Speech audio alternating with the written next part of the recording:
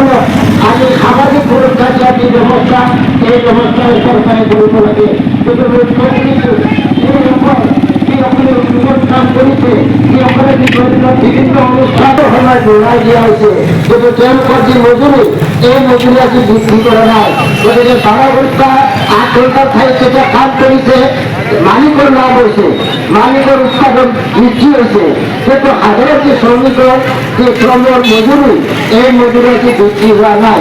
গতিকে ফলত আজি সাধাৰণ ৰাইজৰ যি ক্ৰয় ক্ষমতা এই ক্ৰয় ক্ষমতা হ্ৰাস পাইছে আৰু ফলস্বৰূপে ৰাইজৰ যেতিয়া ক্ৰয় ক্ষমতা হ্ৰাস পায় তেতিয়াহ'লে দোকান সাধাৰণ ক্ষুদ্ৰ ব্যৱসায়ী যিসকল দোকানী পোহাৰী আছে, যিসকলে সাধাৰণ ব্যৱসায়ী আছে, সেইসকলে বিক্ৰী কৰিবলৈ লৈছে।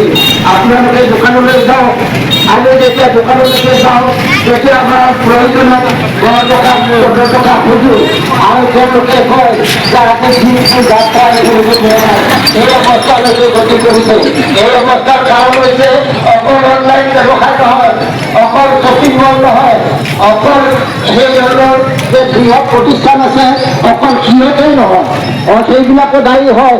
কিন্তু ৰাইজৰ যি ক্ৰয় ক্ষমতা এই ক্ৰয় ক্ষমতা ক্ৰমান্বয়ে হ্ৰাস পোৱাৰ ফলত এই ধৰণৰ আজি সাধাৰণ দোকানী পোহাৰীৰ যি অৱস্থা দুৰৱস্থা এই দুৰৱস্থা এই ধৰণৰ হৈছে।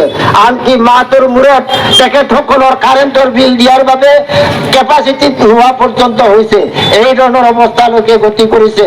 গতিকে ৰাইজৰ যদি ক্ৰয় ক্ষমতা বৃদ্ধি কৰিবলৈ হয়, কৃষক ৰাইজৰ যদি ক্ৰয় ক্ষমতা বৃদ্ধি কৰিব লাগে, তেতিয়াহ'লে কৃষকৰ উৎপাদিত ফচলৰ লাভজনক যি দৰ ন্যূনতম সহায়ক যি মূল্য এই মূল্য আজি দিয়াৰ প্ৰয়োজনটো আছে। সেই কথা আজি চৰকাৰে হয়তো ভবা নাই। কাৰণ ধান ক্ৰয় কেন্দ্ৰ আমাৰ দাবীৰ ফলত গোৰেশ্বৰত এটা প্ৰতিষ্ঠা হৈছিল আজি 4 বছৰ আগত, কিন্তু এতিয়া সেই গোৰেশ্বৰত ধান ক্ৰয় কেন্দ্ৰটোৱে ধান ক্ৰয় কৰাৰ যি ব্যৱস্থা এই ব্যৱস্থা আজি চৰকাৰে কৰা নাই। ফলত সেই অঞ্চলৰ কৃষকসকল আজি লোকচান ভৰিব লগা হৈছে। গতিকে এই ক্ষেত্ৰত আমি পুনৰ সেই ধান ক্ৰয় কেন্দ্ৰটো আজি স্থাপন কৰাৰ কাৰণে আমি দাবী জনাইছো। অকল সেয়ে নহয়, কৃষকসকলে যদি খেতি কৰাৰ বাবে আজি উৎসাহিত হ'ব লগা হয়, আজি যদি প্ৰেৰণা পাব লগা হয়, তেতিয়া কৃষকসকলৰ যি মাটি এই মাটিৰ আজি পট্টা দিয়াৰ প্ৰয়োজনটো আছে। কিন্তু কৃষকসকলক আজি দীৰ্ঘদিন ধৰি মাটিৰ পট্টা দিয়া নাই। আজি কৃষকসকলক যদি মাটিৰ পট্টা নিদিয়ে এই কৃষকসকলৰ নিৰাপত্তা নাই।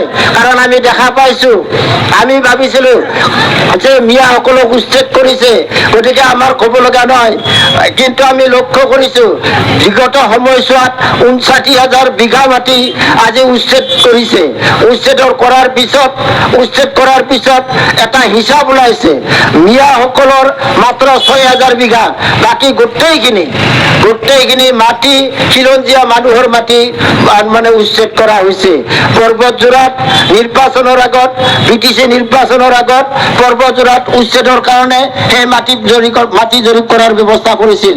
নিৰ্বাচনৰ পিছত জাগিৰোডত খিন্দিঘৰত তাতে খিন্দিঘৰ গাঁৱত আজি তিৱাসকলৰ যিসকল জনজাতি লোক সেইসকলৰ মাটি জৰীপ কৰাৰ কাৰণে চৰকাৰে ব্যৱস্থা কৰিছিল। তাত কি কৰিব, ছেটেলাইট চিটি এই চিটি তেওঁলোকে প্ৰতিষ্ঠা কৰিব। কিন্তু তাৰ ৰাইজৰ যি প্ৰতিবাদ এই প্ৰতিবাদৰ ফলত চৰকাৰে সেই জৰীপ বন্ধ কৰিব লগা হৈছে।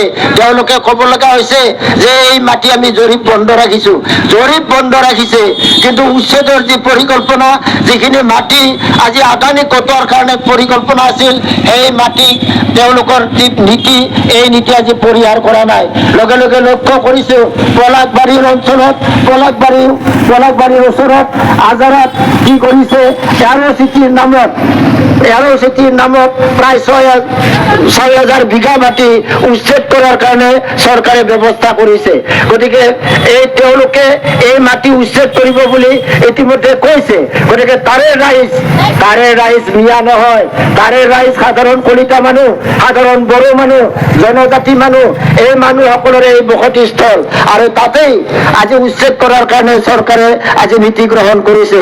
কাৰণ ৰাইজ ঐক্যবদ্ধভাৱে যেতিয়া সংগ্ৰাম কৰিছে তেতিয়া পলাশবাৰী সমষ্টিৰ বিধায়কে ক'ব লগা হৈছে ইয়াত উচ্ছেদ নহয়, কিন্তু বিধায়ক এজনৰ কথাত এই উচ্ছেদ বন্ধ নহয়। গতিকে এই ধৰণে এই উচ্ছেদ কৰি আদানীক সেই মাটি গটোৱাৰ যি ব্যৱস্থা, এই ব্যৱস্থা আজি চৰকাৰে কৰিছে। গতিকে আমাৰ কথা হ'ল এই বিকল্প ব্যৱস্থা নোহোৱাকৈ চৰকাৰক মাটি লাগিব পাৰে, চৰকাৰী মাটি তেওঁলোকে উচ্ছেদ কৰিব পাৰে, দখলমুক্ত কৰিব পাৰে, কিন্তু বিকল্প ব্যৱস্থা নোহোৱাকৈ চৰকাৰে এই উচ্ছেদ বন্ধ ৰখা উচিত। আমাৰ পাৰ্টিয়ে এই কাৰ্যত উত্থাপন কৰিছে। গতিকে এই ধৰণে